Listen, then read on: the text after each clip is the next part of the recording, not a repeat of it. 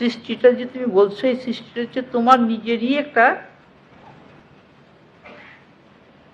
খেলা, নিজের সঙ্গে তুমি খেলছো। তুমি কি হতে পারো কি হতে পারো না এরকম কোনো রিজিড কিছু রিয়েলিটির মধ্যে থাকা সম্ভব নয়। আমরা যতই ফিলোসফি পড়ি, সেটা যে যেরকম পড়ছে তার কাছে সেরকম, সব কাছে তো একরকম না। But reality must be one, reality একই থাকবে, তার মধ্যে তো বৈচিত্র্য হবে না। তো বৈচিত্র্য হচ্ছে কেন? যার যার তার তার মনের দৃষ্টিতে, মনের লেন্স দিয়ে আমরা তাকে যেরকম দেখি সেরকম ব্যবহার করি। এখন মনটাকে সরিয়ে নিয়ে গেলে আর ভেদ নাই, বৈচিত্র্য নাই।